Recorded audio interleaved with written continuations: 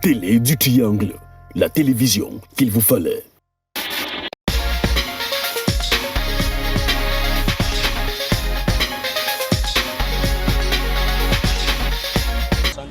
La fête du mouton est la fête majeure du calendrier musulman. Ce calendrier étant lunaire, la date de cette fête change donc chaque année. Celle-ci n'est fixée que grâce à l'observation de la lune par les autorités religieuses. Au Cameroun, c'est la Commission nationale du croissant lunaire qui a cette responsabilité.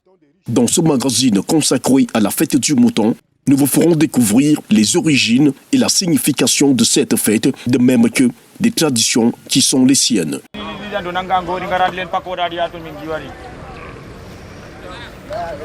Auparavant, notre équipe s'était rendue au domicile du professeur Suleiman, porte-parole de la Commission nationale du croissant lunaire, pour connaître la date de la célébration de la fête du mouton, édition 2022.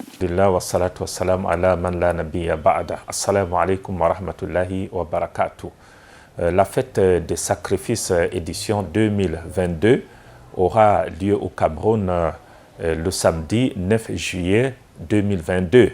Cette fête se déroule dans un contexte particulier cette année. Les revendications des musulmans pour baisser le prix du Hajj. Mais le professeur Suleiman renseigne que ces revendications ne peuvent déteindre la belle ambiance de cette fête. Ceux qui sont concernés par le Hajj, entendez le grand pèlerinage à la Mecque, sont actuellement en Arabie Saoudite et ils sont en train d'accomplir les rites du Hajj. Les musulmans qui sont restés au pays, évidemment, vont préparer avec sérénité la fête des sacrifices. C'est vrai que le problème que vous avez soulevé, à savoir le coût du Hajj, qui va crescendo chaque année, effectivement, amène les uns et les autres à préconiser une solution pérenne et globale pour que véritablement chaque année le plus grand nombre de Camerounais puissent se rendre en Arabie Saoudite dans le cadre du Hajj.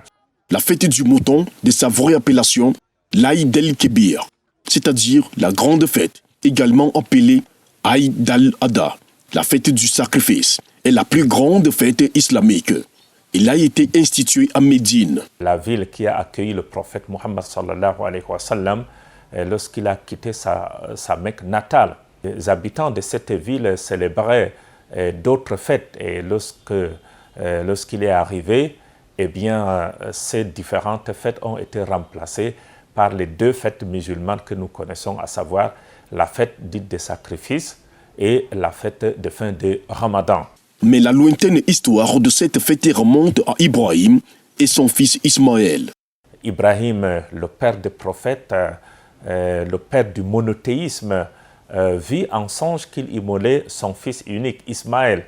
Et il informa donc Ismaël, et Ismaël, en tant que fils soumis, dit au père, fais ce qui a été commandé.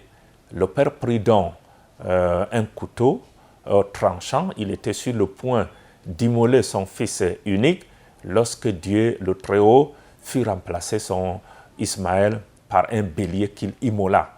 C'est cet acte historique que la communauté musulmane essaie aujourd'hui de perpétuer au travers de l'acte de sacrifice. À quelques semaines de la fête, les bergers exposent leurs plus gros et plus beaux moutons sur le marché. Il y a 100 000, il y a 120 000, il y a 140 000, il y a 200 000, mais il y a beaucoup, mais voilà ça. Même 50 000, il y a ça, c'est 70 000, ça, c'est 60 000. Oui, voilà ça là-bas, et 100 000 francs. 5 ans à montant, il y a. La préparation de la fête et du sacrifice se fait sur plusieurs plans. Mais le plan le plus important, c'est le plan spirituel. Parce que c'est une fête religieuse, autrement dit, c'est une fête au cours de laquelle l'accent devra être mis sur l'adoration d'Allah subhanahu wa ta'ala. C'est un moyen pour se rapprocher de son Créateur afin d'accéder au paradis. Sur le plan matériel, l'élément phare étant le mouton. Certains musulmans l'achètent des jours avant, voire une semaine. Et d'autres, comme le professeur Suleiman, l'achètent la veille de la fête. Personnellement, j'ai l'habitude d'attendre la veille pour acheter le mouton parce que comme vous le savez, le garder à la maison n'est pas facile, il faut le nourrir, il faut l'entretenir. En dehors du mouton qui est sacrifié et les repas apprêtés, les hommes et les femmes achètent les vêtements, se coiffent et se font beaux. Matériellement, on a déjà commencé à acheter des trucs qui ne peuvent pas pourrir rapidement. Côté vestimentaire, nous sommes déjà prêts également. Maintenant, il reste juste les tresses et, si possible, un peu de vernis. Pendant que certains préparent la fête avec joie, il y en a qui ne la préparent même pas et sont tristes. J'ai essayé de le mieux préparer, mais le malheur est venu et ma force ne retient plus pour préparer cette fête. Parce que j'ai perdu un enfant de 15 ans. Immoler, c'est un acte fortement recommandé par l'islam, car ça octroie à son auteur beaucoup de récompenses auprès d'Allah. Et pour ceux qui ne peuvent l'accomplir, comme Abou Bakr qui est endeuillé, des dispositions sont prises. Allah, le Très-Haut, le dit dans le noble Coran, La yukallifullahu nafsan illa wus'aha. Allah n'impose à aucune âme ce qu'elle ne peut supporter. Donc celui qui n'a pas de moyens, n'est-ce pas, est dispensé du sacrifice. La tradition centrale de la fête de l'Aïd d'El-Kébir et le sacrifice du mouton ne sont tenus d'y participer que les croyants ayant les moyens de se procurer un mouton de bonne corpulence, ayant au moins un an révolu. Celui-ci doit être sacrifié le jour du pèlerinage à la Mecque, à savoir le 10e jour du mois de Dhul al-Hijjah, après la prière de l'Aïd ayant lieu aux alentours de 9h du matin. La tête de l'agneau sacrifié doit être tournée vers la Mecque et son égorgement doit avoir lieu sans étourdissement.